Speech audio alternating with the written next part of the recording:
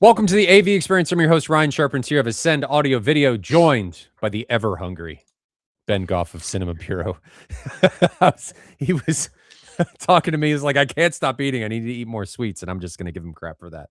Yeah. But he's on a positive journey, as I am too, in the venture of trying to be healthier. Sweets probably aren't the right way, Ben, but, you know, I'm terrible at that too. I came back from my last trip from Asia. Like, we ate a lot, so I've just got to get some of his pounds off. I know that feeling. I had to really restrict myself. I was just on vacation in St. Lucia, and we were at an all-inclusive. So trying to tell myself, no, you don't need to eat while my daughter's on her like 6th pizza of the day. It's like, it's hard to restrain yourself. It can be very hard.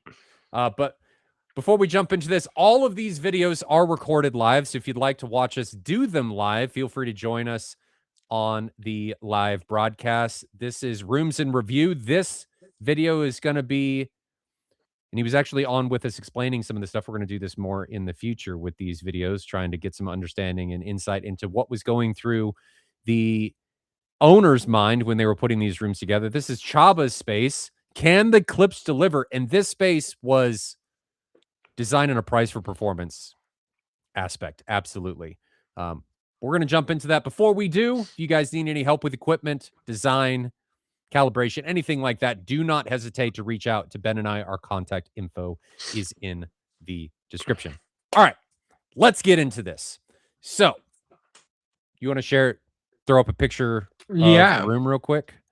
And I think if you accept my share. I already did. So this is the room.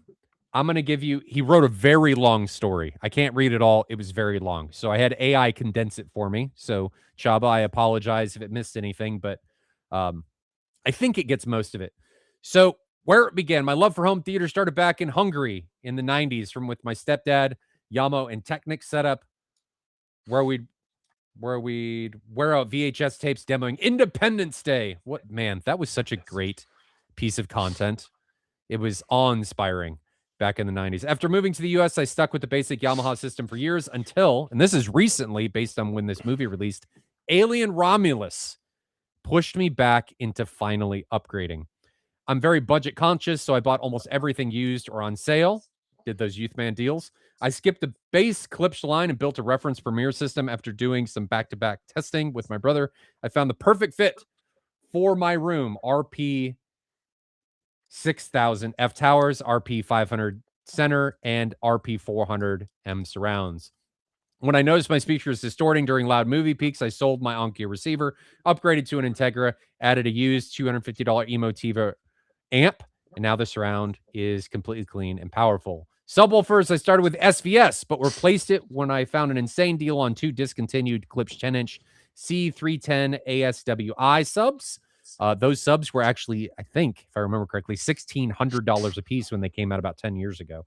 So those are not, I know people look at Klipsch subs up until the recent Reference Premiere line, but like, those are crap. They had some decent stuff, and they do now with the Reference Premiere subs have some decent stuff. The 1,400, 1,500, and 1,600 subs are actually really good for the money, especially when you get them on sale. To get that ultra deep bass, I recently added a used 14-inch RP 1400 SW. Speaking of the devil, I used miniDSP, MSO, and BEQ to seamlessly integrate all three. He did all of his sound treatments DIY, so he's made all the sound treatments in this room. Built custom acoustic panels, including ones wrapped in custom fabric, showing home countries, Chainbridge, and Parliament. So those are the ones in the back. He even turned a table, which you'll see in another picture, into a bass trap. So that's fantastic. Results, local AV guys have come over and been totally blown away. Even tricked one guy into thinking my subs were on during music playback, and it was just the 6000 Fs. Shaking the couch. Someday I'll love to put a Klipsch THX in-wall system in a dedicated room. My ultimate dream is the Klipsch RCC behind the screen system, but realistically, if I had that kind of cash, I'd just buy another car. Fair enough. Okay. So that's Chaba's journey. That's the story of his space. His gear is the 6000 Fs up front, 504 center, 400 M surrounds, 500 SAs, which are those ones in the front height position. We'll talk about what they actually are a little bit later. Two C310 ASW Klipsch subs in the front, an RP 1400 sub, which you can see in the rear, an Integra DRX 3.4, Emotiva Bass X A3 for amps. And that's it. I don't know what the top speakers are. That never was said. To be not cover those. No. I don't know what they are. Yeah. Oh no, you're right. He doesn't. I don't think he does. Right. We don't. Does he give us dimensions anywhere? I don't know that he gave us dimensions either. Yeah, he mentioned it. He does. All right. So it's an open concept living room. We'll talk a bit about that when we get into measurements and stuff. Hold on. Room is, fronts are 8 feet apart. The room is 12 feet deep. I tried to put together the best home theater room for the money, so I ended up with 534. So it's 8 feet deep, or 12 feet deep, and I'm going to guess 12 feet wide in that dedicated space, but it is open to the rest of the basement. All right, what are your initial impressions? Just looking at this picture. Initial impressions. So it's first impression is there's going to be plenty of output for that space.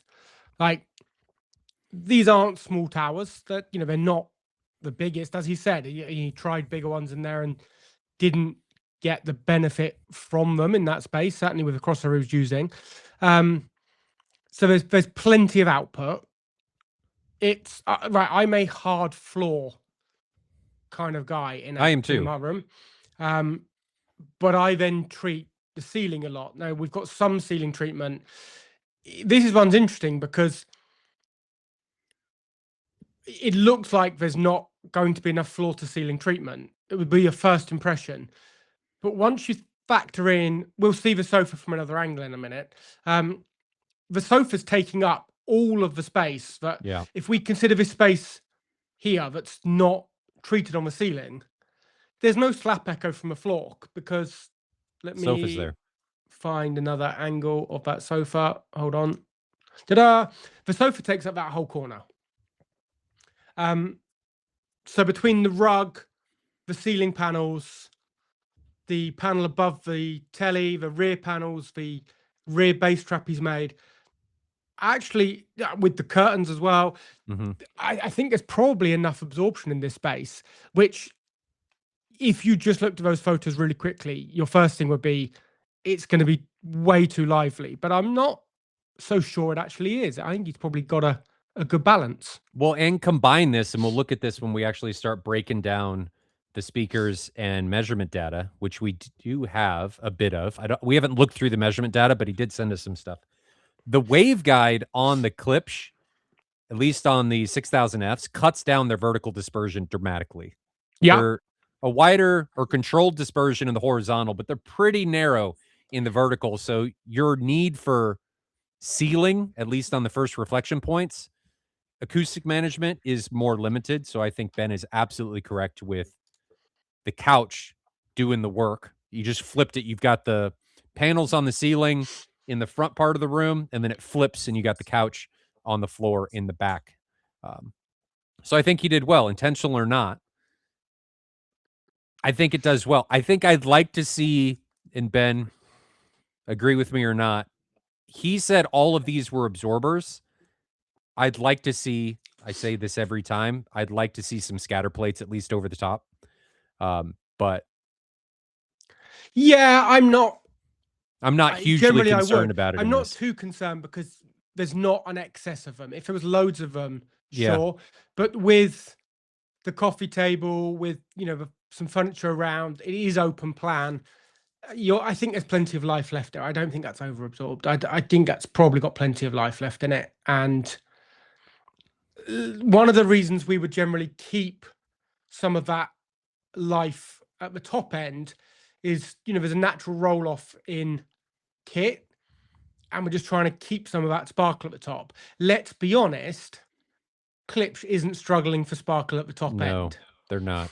So in this case, maybe actually scatter plates are not necessary because there is some natural, and you can call it bright or harshness to the Klipsch sound that I probably would be quite happy to soak up some of that. So I don't think that's a problem. Yeah, I think I'd like to soak up a little bit of that. I may play with the position of scatter plates in relation to the depth of the acoustic panel in the back to maybe try and disperse a little bit more of the low end energy.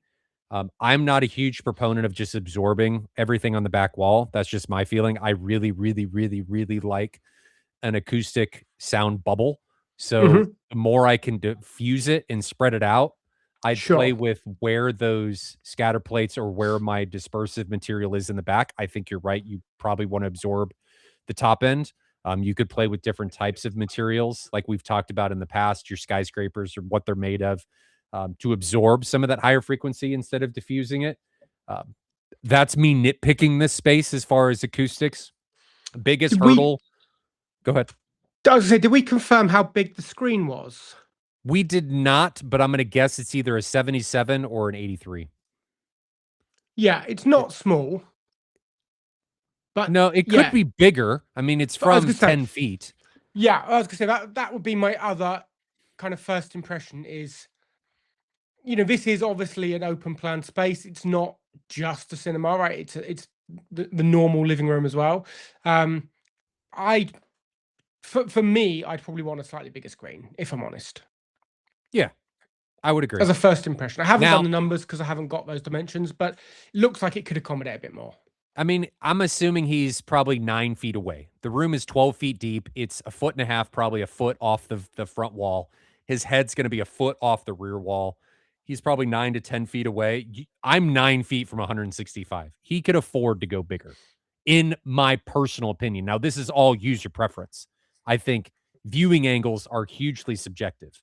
I take the approach of don't listen to THX or Dolby. I mean, it's a great reference point, but do what you feels right. Look at where you like to sit in a actual commercial cinema and recreate that at home with your viewing angle, at least in my opinion. I think he could go bigger, but maybe he likes Yeah, he has just said that in the chat. It's a 75. He'll upgrade to an 85 in future. I think that's a good choice. Yeah. So I think that's great. Yeah, we're good there.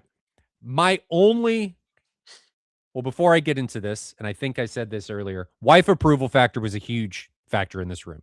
He tried to do a lot. He tried to pull the speakers a little bit off the wall. These are rear ported, so playing with placement off the wall will be helpful. Tried to play with that. His wife put the brakes on that. So he's done the most he can while keeping the wife happy, the missus happy with this space. He did say this is his living room. So his wife is at least a little accepting in making that happen. The biggest hurdle for this room is it's asymmetrical and it opens on the left side. Right. And there's nothing you can do about that, right? No. In this space, building a wall and putting a door there is just not feasible, right? Realistically. I think we see from some of the reverse angles. Let me see if I can see one of those. Well, you can see a reflection in the TV at this point. Like, I think we've got part of a kitchen back there. Yep. We've got obviously a bit of a corridor here going to other rooms. It's not realistic that you're going to. I haven't necessarily got the image I was after, but you're not going to make the room symmetrical, like completely symmetrical. Never going to happen. Nope. I agree with that. Design of the room. I think for the space that Csaba has and his approach on price for performance, like I don't want to spend a lot. He mentioned that if he's going to spend a lot, he's just going to buy a car, which Csaba and I and Ben talked before this. That makes a lot of sense given his profession and some other things. So Anchor's cars are fun. Yeah, I agree with that. But given that approach, I think he's done remarkably well for what he's doing, what he's set out to accomplish. Is there anything that you would change? I'll start with you, Ben, and then I'll say maybe what I would change. Well, but it's gonna be hard. I'm gonna say, let me look at the price of these speakers because I think it's gonna be really hard to find something that's gonna compete with. So I would say there's some interesting things that have already been changed, which is more interesting to me than probably what I would change in the future. So he went through a journey of the 5,000s first, tried the 8s, ended up on the 6s. You know, this is kit that's come up. What are you Facebook talking about? Marketplace, the front, the fronts, front, left, and right. Yeah. So he's already tried 3 different models from this range there and settled on the middle ones. But equally, he's then added a power amp, which we have a photo of. There's an Emotiva power amp at the back.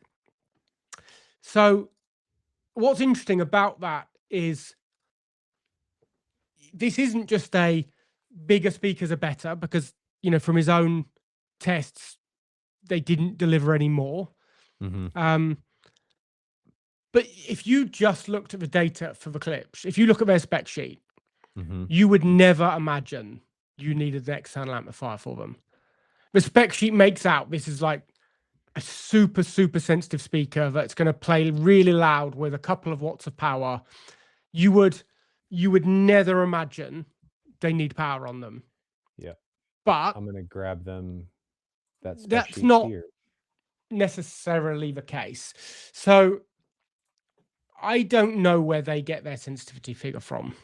So here's their sense. This is what Ben is talking about right here. So 96 dB at 1 meter. And it says their extension -3 is 38. And we're going to look at the Klippel data here in a moment. And this is why this is true. This is why it's really important to use, and Ben, I think this is where you're going. Specs as a reference and then confirm with data. Yeah. Do not, for the most case, there are some exceptions from certain manufacturers. Do not take spec sheets as gospel. You have no idea how that measurement was gotten or how that metric was gotten to. Maybe some manufacturers do this and they tell you, but it can be quite misleading. So Ben, I'll turn it back. Yeah, hey, we're doing our best to fix that, and the CDRP 1-1 for performance facts for speakers will be. Yep. I believe it's at Cedar Expo. As an industry, we're trying to fix the fact that you can't really relate one product to another. But, you know, this 96 dB, they're essentially saying it's an 8 ohm speaker, and they're saying 2.83 volts. So that's 1 watt, should be creating 96 dB SPL. You know, in a normal living room, that's most of the way, right? That's a lot of what you actually need for your power. You should never be running into clipping off an AVR, right? There should be so much power, you never ever. This is another never a problem. One right here. Right. But, you know, I can't say that Aaron's data is absolutely right and that the manufacturer data is not, because I don't know. You know, I know Aaron uses a Klippel, but there are some variances and tests that you can do with the Klippel, and so we weren't there when the test was done. So, you know, but from Aaron's data, all right, let me bring that realistically, we're looking at sensitivity from, you know, mid-range and up of 90 dB and below kind of 300 hertz, 86, 87-ish. No, yeah, 87-ish.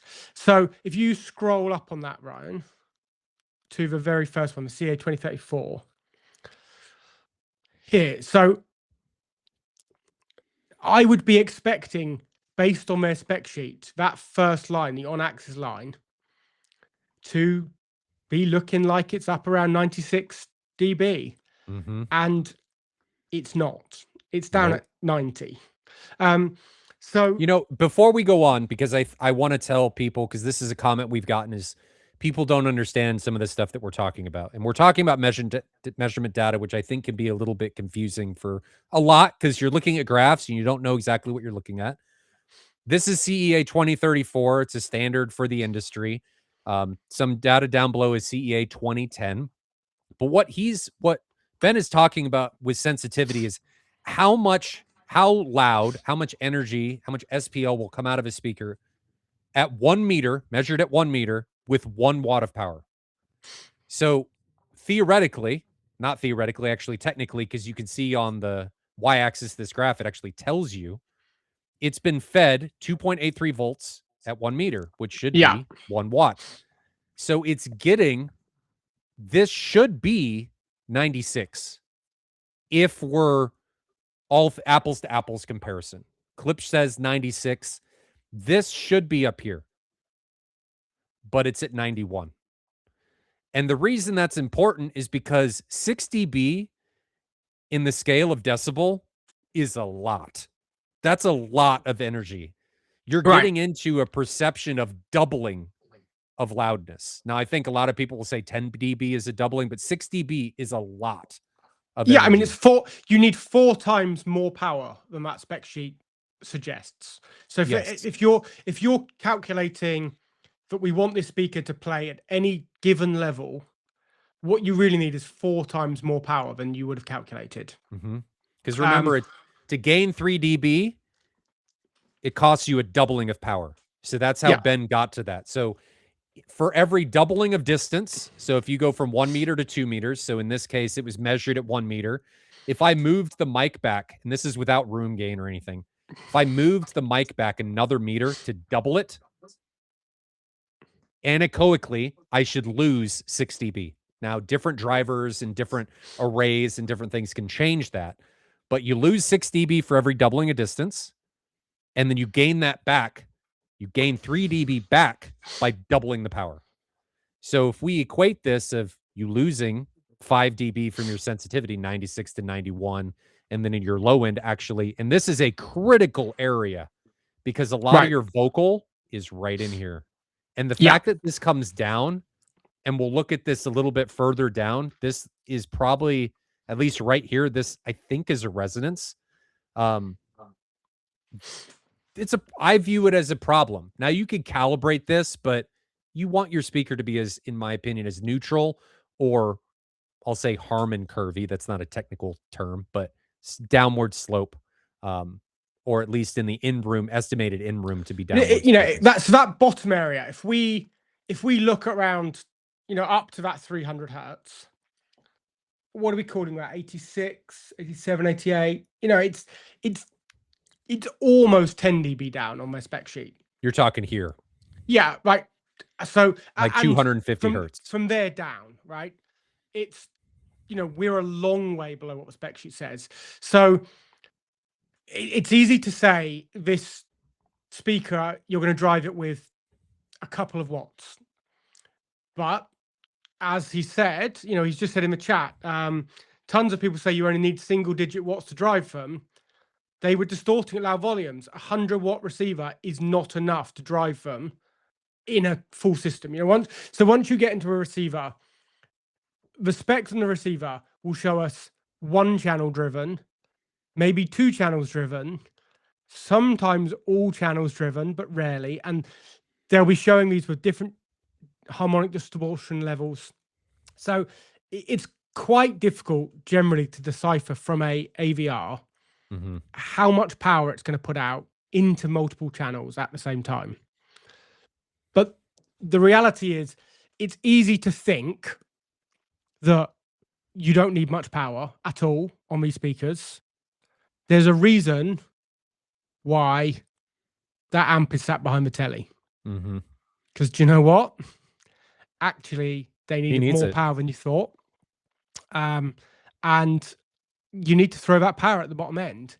So, this came, my rant of data again here came from you asking me what I would change. The important thing is it's already been done. I would have moved them off an AVR and it's already been done. Yeah. That was a very long detour to answer your question. Yeah. I think for the money, I mean, you can get these speakers from commercial retail in the US for $400 each. That's really hard to beat. Performance. Right. I mean, I know we're nitpicking on this speaker measurement wise, but for $400, this isn't bad. Especially now, if you were taking this raw and you weren't EQing it, I'd have some issues. But Chaba has gone and he's done EQ. He's done his due diligence to attempt to fix some of the things. Now we're going to look at the measurement data later, and we're going to look at it raw because Ben and I have not looked at it at all. But you could fix some things. Now, like I said earlier, you'd like to start as fundamentally sound as possible. So we'd like this to be flatter. But for $400, this is hard to beat. Right. It's, you know, it's still a lot of speaker for the price. And when you're picking them up used, for even less than $400. Right. Yeah. It's a lot of output for the money. Yeah. The bit that has had to be fixed with EQ, and this is why the sensitivity gets a bit tricky. If you scroll up just a tiny bit more upward there. So this estimated in-room response, we know that from decades of research that a downward slope here is preferable to most people. So the natural response of that speaker in a room should be a downward slope. On this speaker, it's not. And what that means is you've actually got to EQ that out, which we know has been done. We've not seen the data yet. We'll look at it, but we know this has been EQ'd to bring that bottom, the high end has been lowered. So the reality of what's really happening to your sensitivity is you're limited by how much output you've got on this speaker, right? You're limited by that 100, 200, 250 hertz range because you're having to bring everything else down to match that. So the fact that this speaker has that really efficient horn and it can throw loads of power from its compression driver up high isn't really buying you all this extra sensitivity and headroom, because to get them to sound more pleasant, you bring that down. And this is and you're why. Still completely limited at the bottom end. Because human hearing, through research, they found that how we hear is not equal across the frequency range. So you're going to come down and then it starts to come up for the high frequencies. And this is why you see in a lot of professional calibrations, like if you look at a Matt Trinkline or an Adam Peltz, they're going to roll off heavily at the high frequencies because you have a sharp increase for perception at the higher frequencies. So you've got a roll off here, and it all depends on the frequency we're listening at. A lot of it is because of the low end here. But the Harman tool, a lot of research has indicated that how we perceive and how we want to hear sound is what is the Harman curve. And the Harman curve is this. That is not the Harman curve. No, there's actually some challenges to how useful the Harman curve is in no, this room, but I'm trying really to give designed for headphones, but yeah, some idea of what. Yeah, this is the headphone one. I mean, show the X curve, which is what happens in commercial cinema. Now, we should not be blindly following an X curve in residential, but this will show you. If you just show us the cinema X curve, you'll get a good idea of what's happening in room. So this is what's being done in a commercial cinema, and you can see that roll off. It doesn't like that link. Let's try this one.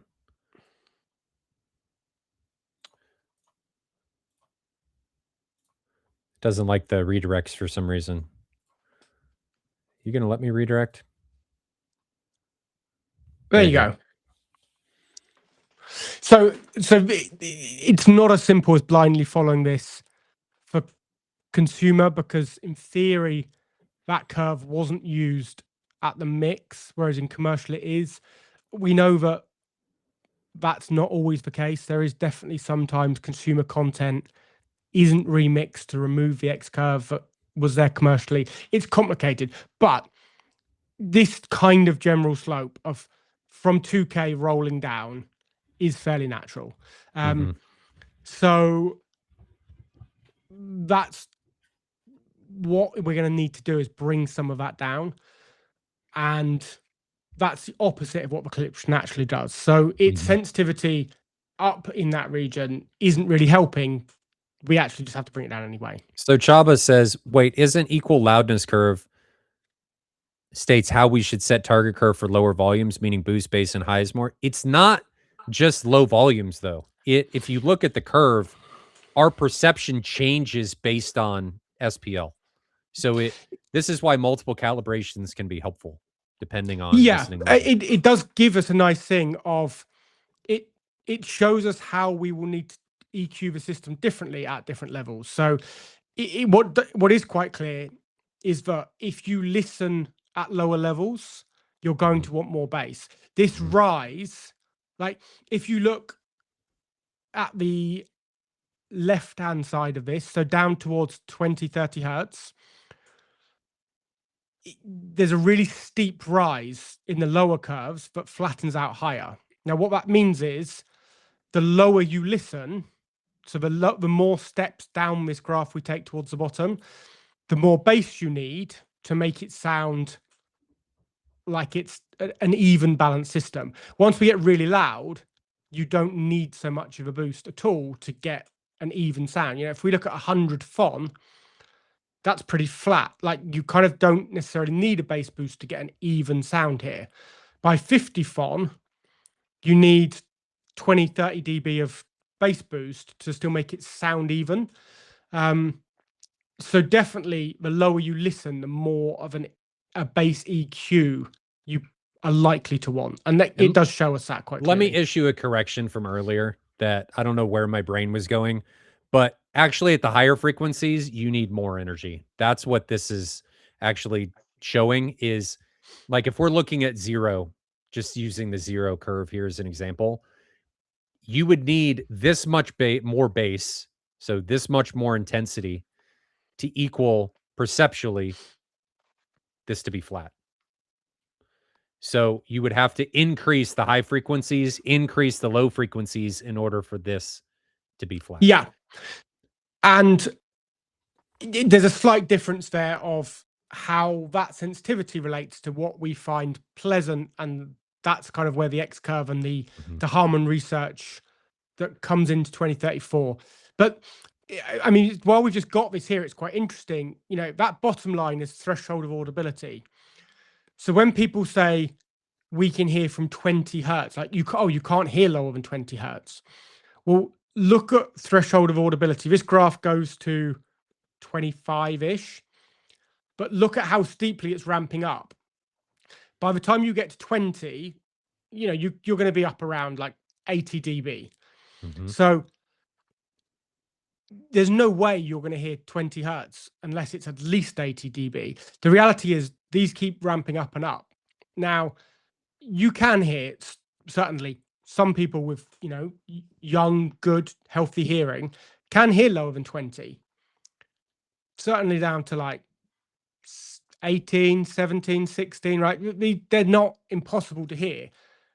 You just need lots of level.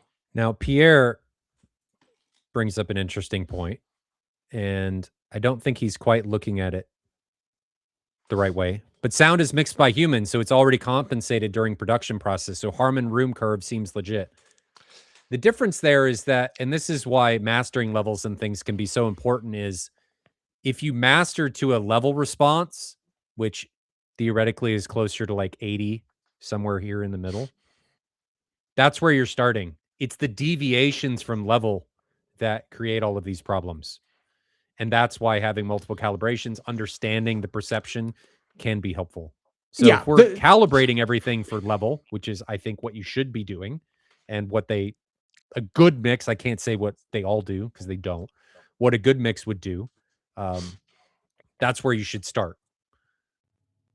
The real challenge is just we don't know what's happened in the studio. He's right that the balance is equal out by the mixer, but we've got research showing that some consumer releases were made on the main dubbing stage where the X curve was still in play, but another film is made in a small replay studio, completely different consumer mix, completely different equipment. It's a near field mix. So the real challenge we've got is that we don't actually know what it was made on, what kit it was made on, at what level it was mastered, and it's the Wild West. So, hey, I will say it again. I end up arguing this point all the time. The idea of and he's just said the same. Reference level should be like volume for end user. The idea of us having a reference level in consumer playback is hopefully no one's listening at work, because it's bullshit. That just doesn't exist, right? There is no reference level. It would be nice if it did, like everything was mastered the same, but it's not. And yeah, it just to go back to this work. point, yes, you will equal everything out, ideally, in the mastering suite to where it's here. But as soon as we start deviating the SPL, that's where all of this comes into play. Because even if it's mastered at, let's say, 80 dB and it's level, as soon as I drop it, my perception changes and I need more bass to get that equilibrium back. That's what we're getting at with this. All right. Enough about Munson, and let's go back to the room and let's talk about the overheads, Ryan. Yes. The height layer. So we had this conversation before we started recording. You can see right in here that these top speakers have been moved back. So there's some interesting things at play here that comes from how the room's laid out and where you can sit. So it's not realistic in this room to bring that sofa forward another 3 or 4 or 5 feet to get yourself in the middle of the room. You know, it is a multi-purpose room. It is used by other people. There is a partner to be kept happy. You're not going to bring that seat out to the middle of the room. No. So the idea of getting any of your overhead channels behind you is null. It can't be done. So now we've got a challenge that we can get some overheads directly above us. It's difficult because of the way content's mixed. You know, if you just had 2 and they were where they are, I'd set them as middles because they're actually above you. But the problem is you don't get any panning nature. Like it doesn't. 4 is preferable to 2, right? It just is in almost every case. But what I then wouldn't do is set fronts and middles. It throws, you know, it might work on some processors, but on most, it just isn't optimal at all. If I'm putting in 4, I'm going to want them as fronts and backs, and we need to just lay them out to make that work. Which is what's been done here. These have been set as fronts and backs. So sure, that means your backs are now slightly ahead of the listening position.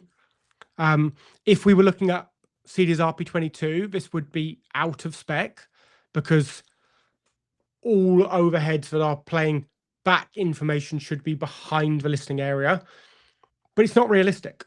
And setting them as middles, which is what many people might say is better, because information which should be directly above you is now directly above you.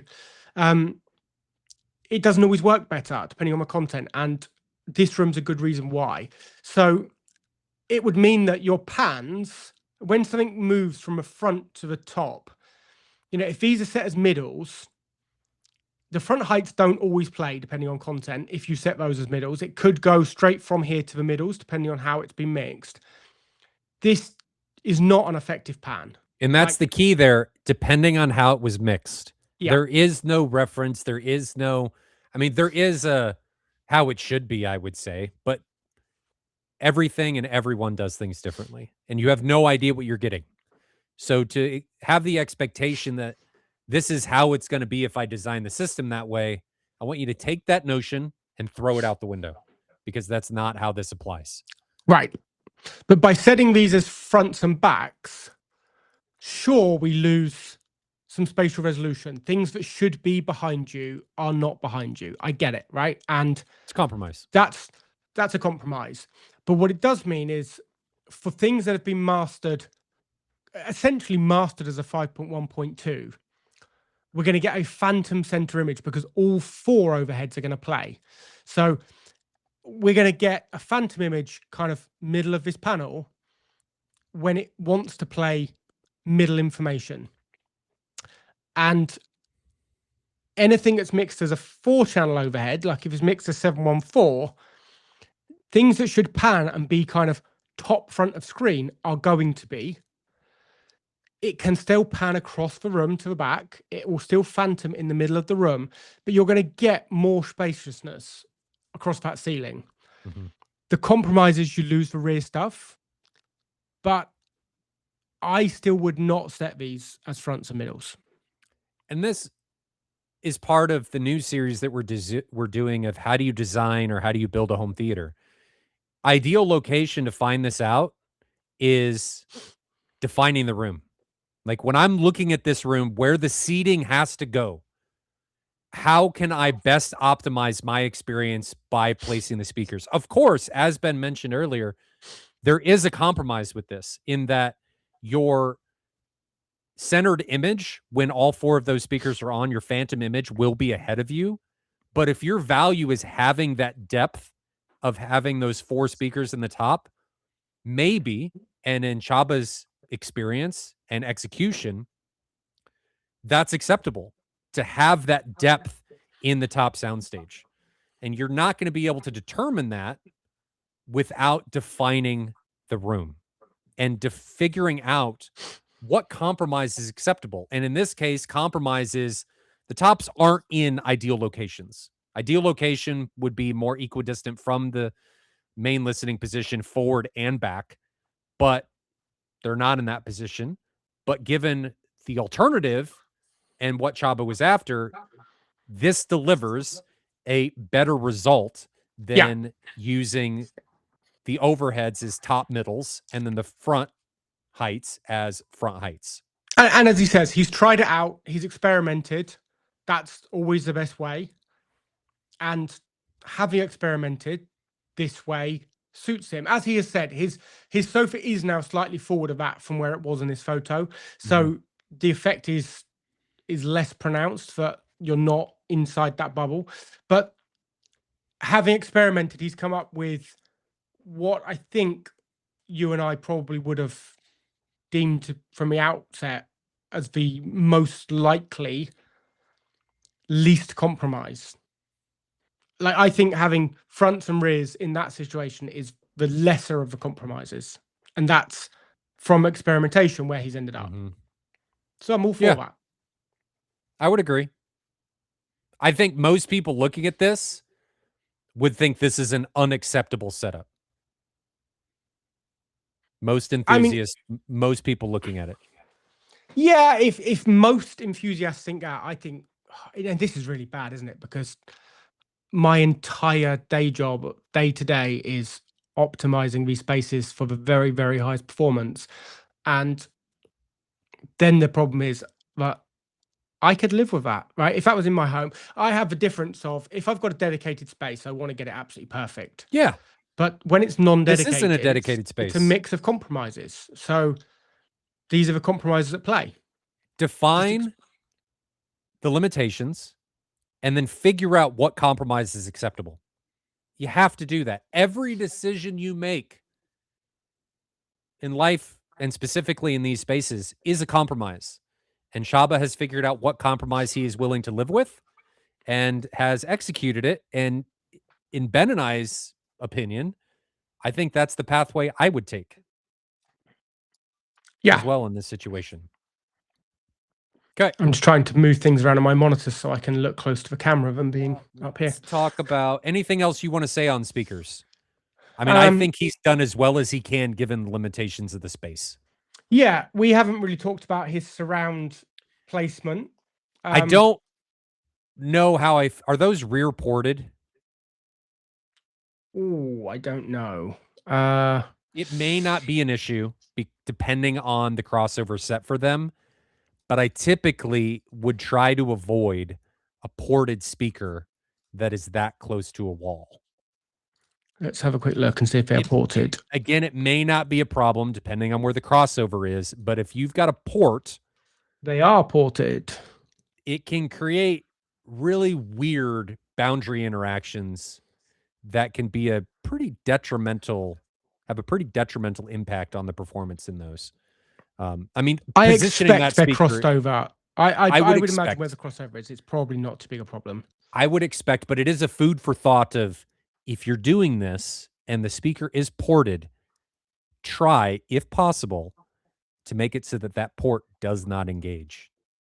Now, you're already compromising because that speaker was never designed to be in a position like this with a boundary interaction like that.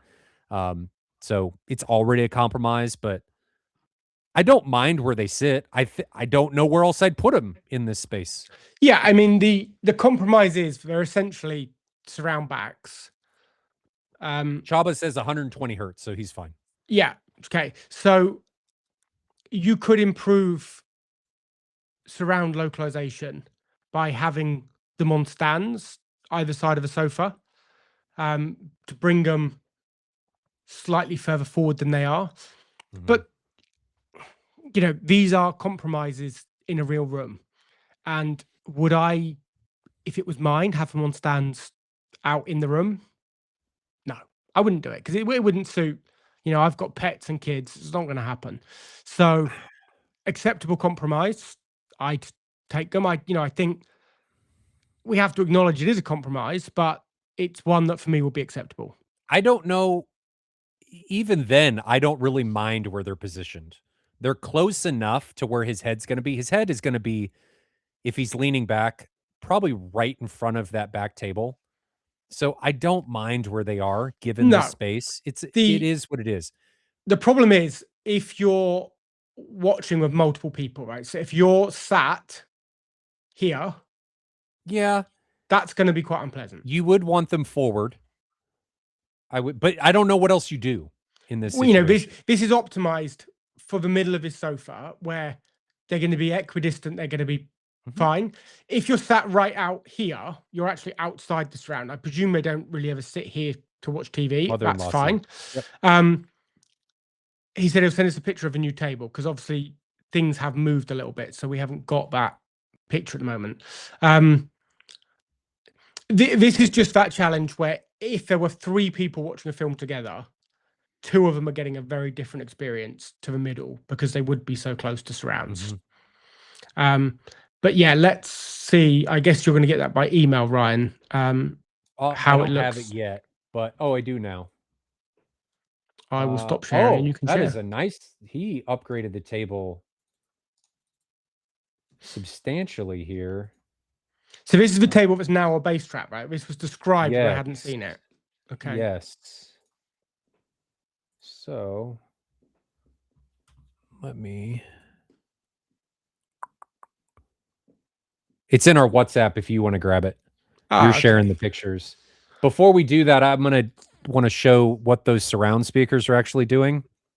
So this is the spec sheet for the surround. If we apply the same 5 dB inflation on the sensitivity on this speaker is actually going to be somewhere in the ballpark of 88. You're going to want this speaker, if you're pushing for higher volumes, decently close to you. It's going to have a very limited power capability and thus a very limited SPL capability. And if you have it too far away from you, you're going to have a pretty distortion-ridden experience. I don't think Chaba is having that problem because this speaker is relatively close to the main listening position, to the reference position. But just food for thought on looking at these specs and implementing them into the space before you're actually doing it. So if you're designing the room, looking at the limitations of the speaker and saying, oh, I can't have this too far away or I'm going to have a bad time. So I think he's looked at that. My assumption would be, and then he's placed them decently close. And I don't view this as necessarily a compromise.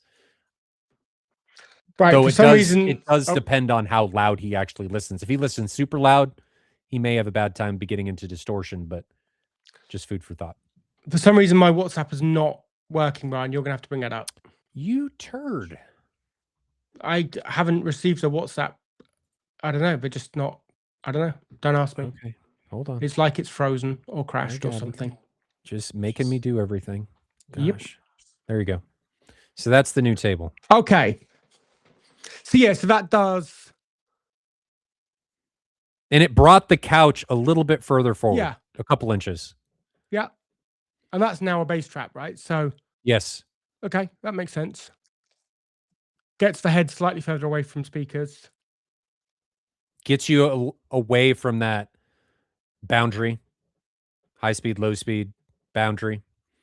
Because there's going to be some, especially with bass, there's going to be some pretty nasty interactions that are going to happen back here. And you may be having them here, but in here, bad time will incur. I love it. Okay, right. So let me open up any other photos. Any other photos we haven't looked at? We need to look at. So front. I mean, we haven't talked about the bias lighting behind. This is an interesting one, isn't it? Because many people will be really anti this. Share your images again. It went away for some reason. Yeah, sorry, they're not shared. 1 second. Or I can share them. Do I need to share them? It's fine. No, I've got it. Share this window. You should have that. There you go. So we have got some bias lighting. Now, from a conversation, I was grabbing a drink while you were talking before we came on. So this is dynamic pixel lighting from the so the thing above the screen that looks like a webcam is a camera looking at the TV. Yeah. But it's been done subtly, so it's not wild. It could be too much. It's really easy to overdo this, but he said he's done it really subtly, and it's adding to the experience. Now, I wouldn't do this in a room that was projection. I think you'd lose too much contrast ratio by having that much extra light there. I mean, that is a long conversation we're having at the moment while defining video performance at CDR is how much bias lighting is acceptable in a room with projection. If I was doing it with projection, it would only be at exactly D65. I would never have any color changing. It would be really simple, subtle D65. But I don't have a problem with this on a direct view screen. You've got loads of contrast. You're not going to wash out the blacks. But in fact, the perception of black can be darker because, it's black is an absence of light relative to something. Instead of using darker, I would say I'm going to use better. Your perceived, would be better. Yeah. The black, by giving black a lighter background to stand out from, it can be perceived darker than if the light wasn't on at all. I've not done backlighting where we've done it this way. So I run similar things, not via a webcam. We actually rip it from the HDMI data. So I pull the image clean out of HDMI by splitting the processor off. Using hue. Read that data. And we do that on sidewalls. I've never actually done it as a backlight. But for some content, that's really fun. Like if you're watching live music concerts and things, and there's a lot of lighting effects, and that comes into the room, a lot of fun. It's cool. That can be cool. So I fully agree. Okay. I'm down with the backlights. They can be, it's personal choice, man. I think all of this, people get so hyper-focused on, it's hurting performance. And yes, Ben and I design in a lot of our dedicated theaters that we do, we're trying to go way skewed towards performance. But even then, it's always a conversation of, what do I prefer? Is the fun I'm going to have from this and the value I'm going to have, the value add I get from this, worth the performance sacrifice that I'm going to have? And for a lot of people, it is. And it can be that added immersion from that happening. It's like increasing your visual field can be hugely beneficial. Of course, it comes back to who you are, but surprisingly for a lot of people, stuff like this is great. I mean, I do things like this with music with you, like you were just mentioning in my space, and it's fantastic. No problem. It's meant to be fun, right? Yeah. Let's talk before we jump into measurements. Okay. Yeah. Let's talk about the subs. How do you feel about the subs? I'm pleased there's 3 of them. Yes. I think, though they've got a moderate amount of output, and that they're some of the better ones Klipsch have made, I wouldn't want a single 10. Like, let's be honest. So we've got 3 to get enough output. I don't know that they're optimally positioned for modal control because we don't know exactly what's going on to the left of this shot. Yeah.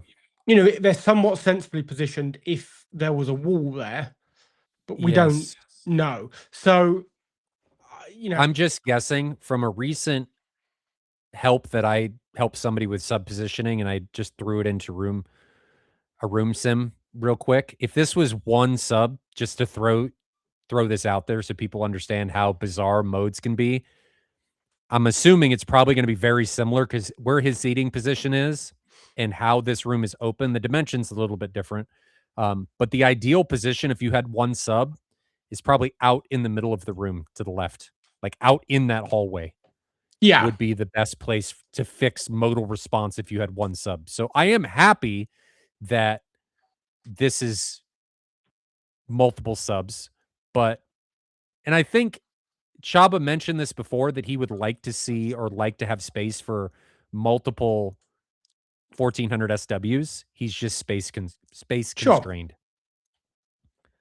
Yeah, I get that. I don't know. I'm not a fan of subs with passive radiators. They do too many weird things with ringing and things in the cat. I'm just not a fan of them. But Yeah, maybe they're positive in this room. there's compromises. There is. If you need output for space, Absolutely. right? Now this room is using MSO, so Yes. they've been optimized to get the response that he's looking for. He's also using BEQ. Now, the interesting thing, I guess, with BEQ is a lot of what it's doing is digging that lower octave or two out, like really bringing back a lot of the infra energy. We're going to struggle to reproduce down low. These things aren't digging down to 10 hertz. Let's be honest. So it would be interesting to see how much the BEQ is, like what we're bringing. I suspect they're being pushed quite hard infrasonically and delivering some tactile feel, but probably not at the levels that you and I are used to. No. I mean, hey, we've got much bigger subs, right? So I'm trying to educate myself on how these are named. So I reckon you want to go straight up to. I'm trying to look at LFE. like before and afters.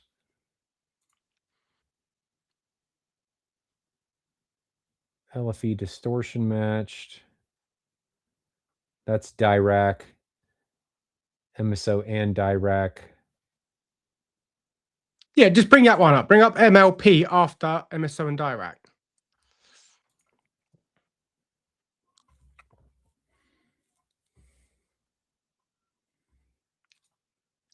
I mean, this does actually look like, just load up the first MDAT file. Which one have you opened, Ryan? Oh, this is both of them. I just threw them both in here. He said just load up the first one. That's fine. I mean, actually, look, he's got output down to 15, 16 hertz. Mm-hmm. I think now this if is you try at 80 to push dB, which I think is what you were just going to say. If you tried to push that higher in level, I think that would collapse. Yes. And that, guys, so important when you're looking at measurement data from reviewers and all of that, especially with subs.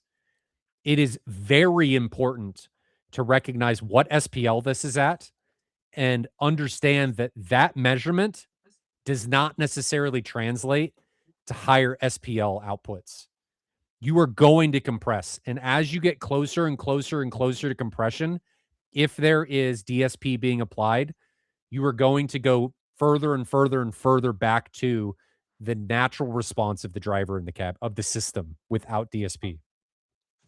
So what Ben is talking about is this is at 80 dB at the reference seating position, this measurement here. But if we were to increase this to where maybe he's listening, and remember, THX reference doesn't necessarily mean a whole lot in home cinema, but they say 15 dB, the sub should be 15 dB over the 10, is it? It's 10 dB, 15 dB. Why am I having a brain fart? Is it 15 dB or 10 dB? 10 up to 115. Yeah, yeah, there we go. 10 dB over the speakers for peak output. So if you've got to be up here, if you're saying 105 for the speakers for peak, you got to be up at 115 for the subs. That's a lot of more power. Remember, every 6 dB is 4 times more power. So we start going up and up and up and up. Yeah. And you can run out of gas very, very quickly, either on the amp, the driver's motor, the system, what have you. So I think it might be easy to load up one of these files alone, because that's not that's surround left you're looking at, right? This is just, yeah, you click one below that. There we go. There you go. That's now, there you go. That's now his LFE after MSO and Dirac. I mean, at this level, you know, it's still up to 90 dB here. Still some decent low end output. It's interesting, like Superfly has said, infra subs are nice, but with all these doors and things in this open plan space, that's a lot of rattling. And I agree. I'm not saying you want lots of infra output here, but he is using BEQ, and what BEQ is kind of famous for is digging out more of that infra content. So there's just a bit of a mix between what these subs are capable of and how hard you're pushing them down that level. The one part of this that I'm not happy about is this.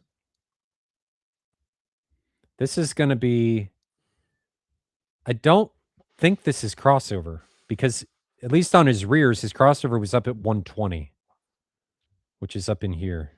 And that's an LFE channel only, so there's no crossover at play in that. What would this be? That's just rolling off naturally.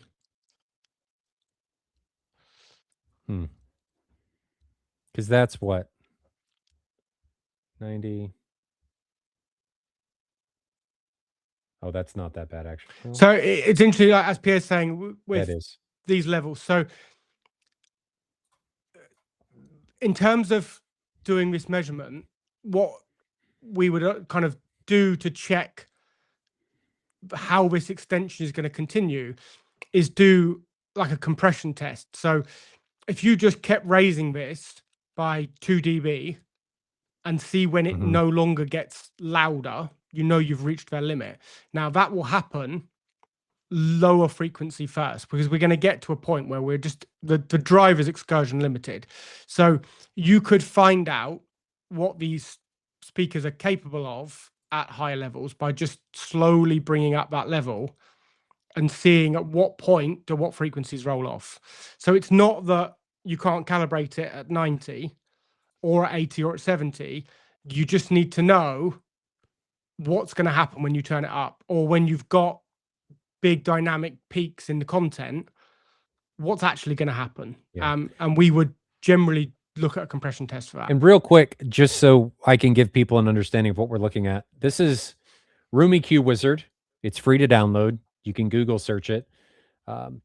This is SPL on the left. This is frequency on the right. And we're just looking at Chaba's frequency response and phase response, which is what the green is, and going through it. So I don't know what the difference, you've got MLP after MSO, and I'm assuming this is I think it's because you've opened up 2 different files. But as he said, if you click on all SPL, all SPL at the top, up, across right. Oh, that. You can look through the list at the bottom and turn on and off before and after calibration. Yeah. I just didn't know which ones are before and which ones are after. Wow. I reckon some of those ones you just turned off that had wild. Yeah, I'm just responses. going through and turning them all off, Can we so it get? doesn't Have look we like got a spaghetti. full range sweep? Go if we pull up like the center. So like sweep Give me 5. its name. This one? You'll Center try custom it. EQ. Yeah. Okay. So right. Go the spectrogram.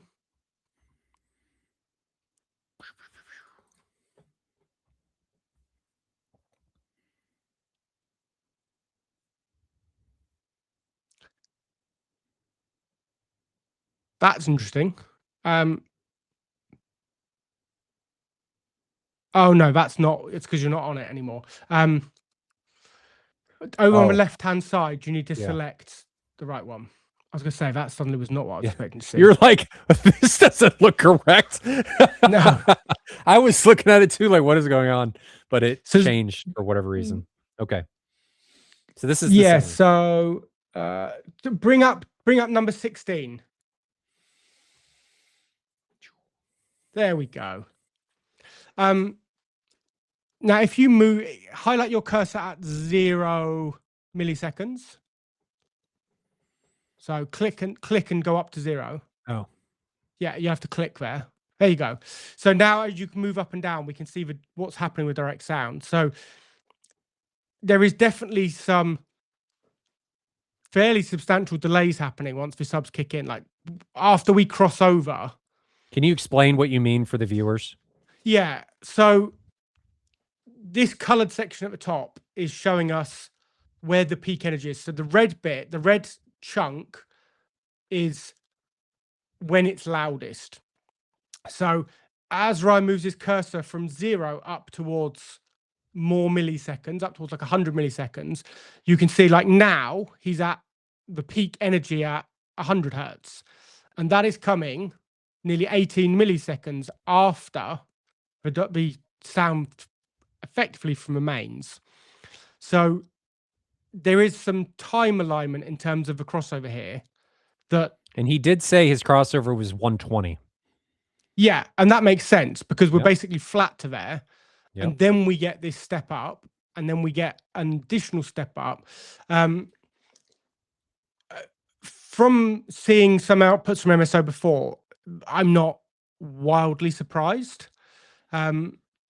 It's using multiple different bits of time alignment to create, like by fixing the frequency response, it's costing us some of the time response. So we've got a nice flat frequency response here, or like flat enough for what we're trying to achieve. It's a nice curve, but there's some wild delay happening. Like we're 100 milliseconds down. This is a great likely. Sorry, go ahead. This is a great opportunity to really accentuate the importance of phase and time. Because if I look at just the SPL measurement, and I'm at almost the exact same spot here, right here, you may not recognize that there's anything wrong with this. So this may look perfectly fine. So he's actually saying the center. That one you're looking at is actually crossed over at 80, right in the middle of that dip. Okay. Well, regardless, I think I'm going to ignore this for now. But if that's where the crossover is, though, I think there's probably some phase alignment challenges between that group of subs and that center channel. It's right in the middle of this phase shift. But my point was, if I'm looking at this at 120 hertz, I may not necessarily think anything's wrong until I look at the spectrogram and I'm like, oh, I've got a problem. So it's important to not, and enthusiasts do this way too much. But not just enthusiasts, everybody, professionals do this way too much. They focus on the frequency domain and they totally ignore the time domain, where I would argue you can make your frequency domain look messier, but if you have a nice and clean time domain, you'll have a better experience. We are more sensitive, in my opinion, maybe Ben will agree, in time than we are in frequency. Agreed? Yeah, and that's where that the chest slam and that feeling that a lot of enthusiasts are chasing. That the easy thing, right? If you go and ask ChatGPT or you spend 5 minutes on YouTube, people are going to tell you where to EQ that in, right? Oh, that's 60 hertz. That's mid bass. EQ it in here. Add some more boost. No, chest slam comes from a time domain. That comes from a really tight, even time response. Yep. And the flatter you can keep that spectrogram, so the closer in time all the frequencies play, the more energy hits you in one go. So what we don't want is, if we've got a gunshot that covers a broad spectrum of frequencies, for some of it to hit you and then 10 milliseconds later some more, and then 50 milliseconds later some more of it hits you. We want all of it to hit us in one go, because that's what would happen in nature. If you stand near a gunshot, all of those frequencies hit you at the same time. Like, time errors don't exist in the real world. Like, nature doesn't have timing errors. So that the visceral feel and that impact and a lot of that sort of slam is from all the energy hitting you in one go. Yep. And it's a challenge. And there's two ways. Like, if you've got a room like this that's open plan where the modes might be really challenging, you can't just leave them untamed. It would be really awful if you had a huge dominating mode that's 20 dB up on the rest of the frequencies and then a huge null and you're hugely down. Like, if you've got 20, 30 dB swings, it will be awful. So you definitely need to try and fix it. Like, to some extent, you've got to bring it all into range. And this is where compromises happen. That's the difference from a perfectly tuned, dedicated room that when you start from scratch to an open plan space that you're trying to make work. Right, let's just have a quick look. Can you check before or after the speakers on the All SPL tab?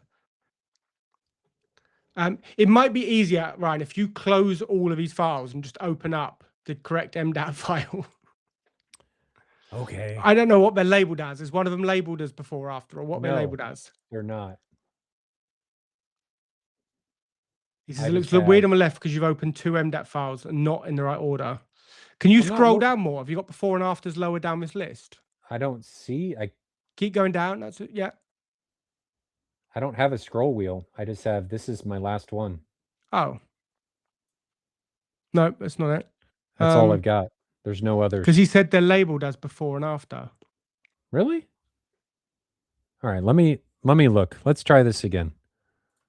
Let me stop sharing this. And then let's close all of these.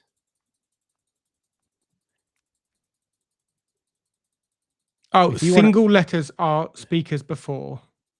Oh, okay. I'm getting there. Okay, if it's got name, if there's custom EQ, then it's after, right? So they were both there then. Yeah, okay. So the afters are the ones that say custom EQ, which I think is what we opened. I think we opened one with a custom EQ. That was 16 previously. Let's see. I'll just open them both again here because now that we understand. And if you then share your screen again. Yeah. We understand what we're looking at. Okay. So if you compare number 5, which is before, yeah. That's, yeah. So then and then to 16, which is the after.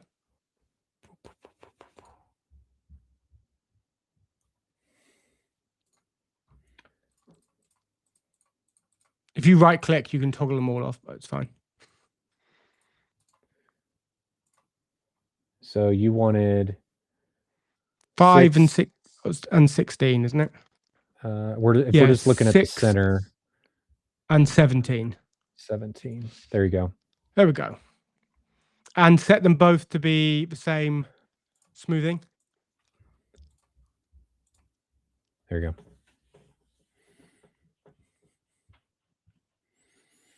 So green is after and red is before. Yeah. you can see he's brought down that top end. At the higher frequencies, I can't really see where they are because my face overlaps the screen. You're at like 8,000, 7,000 hertz in here. Is where that starts to come down. Can you just set that to like 6 octave smoothing? Just get a nice smooth like.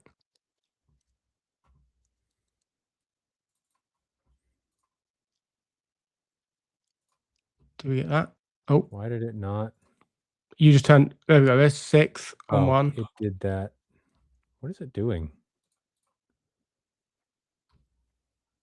Graph 6. Just go. It's in controls, isn't it? On the top right, and you can do all of them that are visible. Go controls, next one across. Or actions, maybe. It's actions, not controls.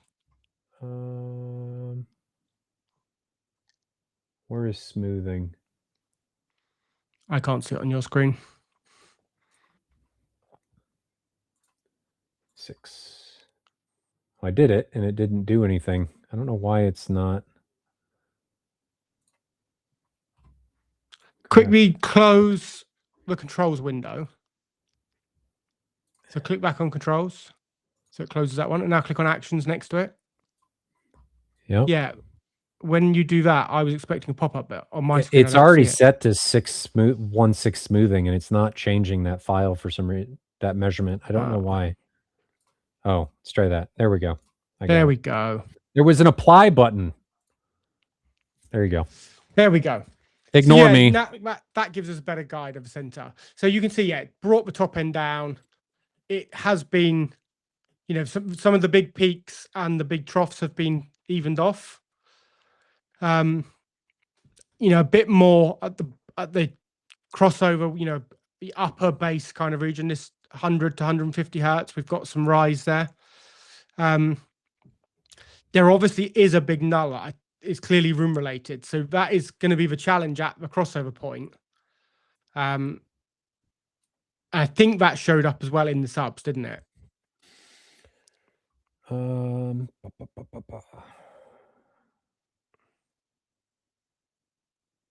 think that's the bit you highlighted where there was a dip. Oh, okay. What is this one called? What file are we looking at now? This is MLP. Nope, it's a head. I mean, it's around it. It's a phase issue, would be my guess. But that's just the subs. So it's got to be a room mode. From positioning. It's a difficult thing to solve because you've got an issue right around the crossover. But the reality is, hey, overall it looks fine. If I was going to do anything in this room, I would investigate that time domain and see if changing delays around, you can keep a decent frequency response, but reduce that delay that we've got coming in on the low end. I would try and address this, if possible, by playing with maybe my seating position. I mean, it wouldn't take much, potentially, to fix this. It could be this also could be a timing thing between the subs. I mean, it's 3 subs, but I don't know. Yeah, we need to dig into what each individual one's doing, what MSO. I would address this because this is significant. This is 6 dB. Yeah. And your lower end of the male octave, like if you get really low male octave stuff, this is where it's going to start getting into. I would try and address this if you could. Can you put on the left and right as well? So the next two, like 18 and 19.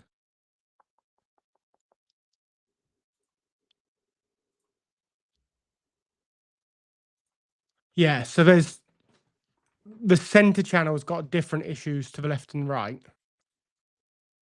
So this is left and right, or this is right, which looks pretty good.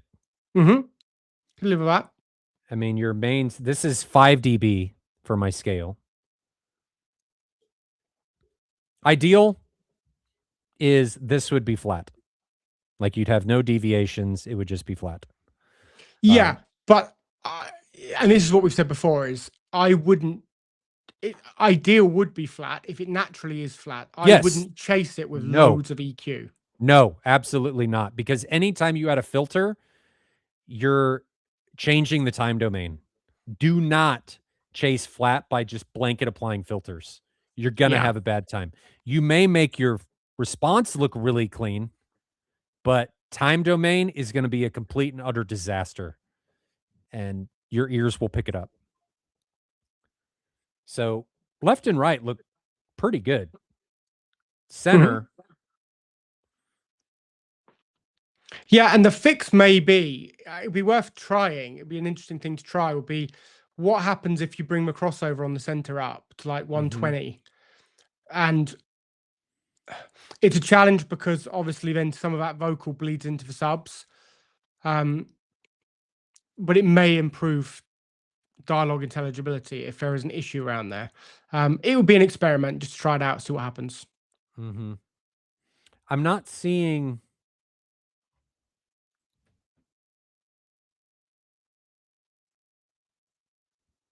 He used one smoothing to only change the overall shape, basically. Yeah, which is sensible.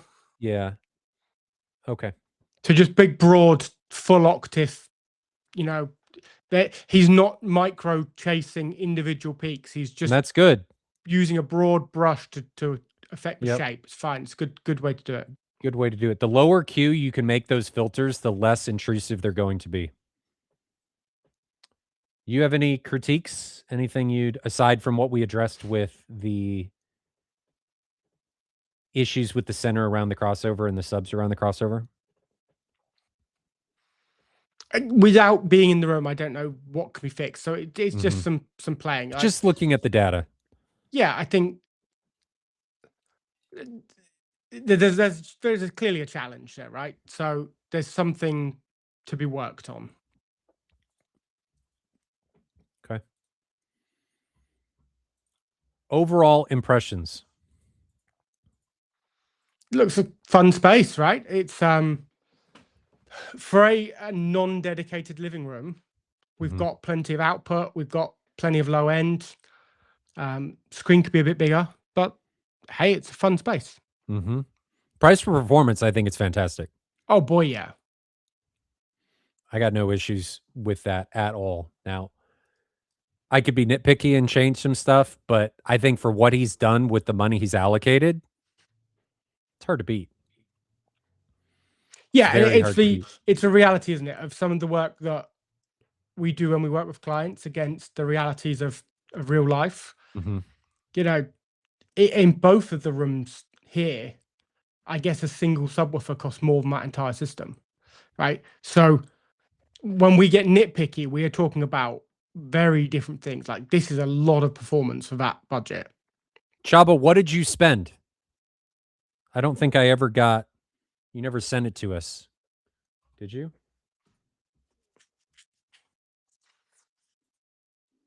Why is WhatsApp now asking for an update? You turd.